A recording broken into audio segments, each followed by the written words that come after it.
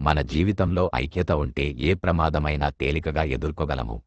ఐక్యత లేకపోతే బలమైన వాళ్లే బలహీనులు అవుతారు. ఈరోజు అలాంటి ఒక అద్భుతమైన కథ విందాం. ఒక ఘనమైన అడవిలో 3 బలమైన ఎద్దులు జీవించేవి. అవి ఎప్పుడూ కలిసి మెలిసి ఉండేవి. కలిసి మేత తింటూ, కలిసి నడుస్తూ, కలిసి విశ్రాంతి తీసుకునేవి. ఆ అడవిలో ఎద్దులతో పాటు ఒక సింహం కూడా ఉంది.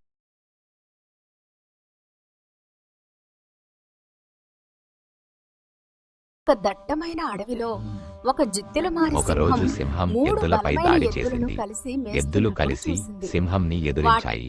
సింహం గాయాలతో అక్కడ నుంచి పారిపోనిది.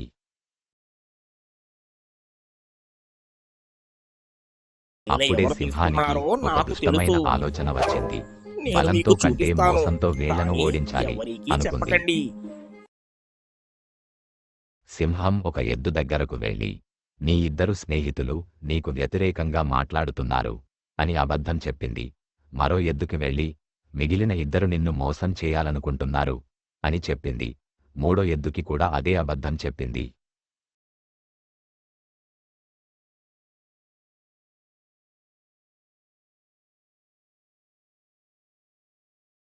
సింహం మోసపూరిత మాటలు విని ఎద్దులు తమాలో తాము పొట్లాడి 3 ఎద్దులు విడిపోయాయి. సింహం మాటలు నమ్మిన ఆ 3 ఎద్దుల మధ్య అనుమానం మొదలైంది. వాళ్ళు ఒకరినొకరు నమ్మడం మానేశారు.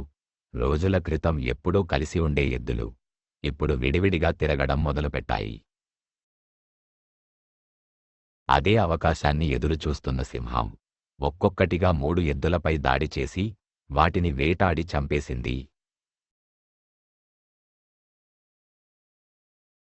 3 బలమైన ఎద్దులను వాటిలోని బలం కాదు, వాటిలో వచ్చిన అనుమానమే ఓడించింది. చూడండి పిల్లలు, పెద్దలు, కుటుంబం సభ్యులు, ఐక్యతే నిజమైన బలం. Unity as strength.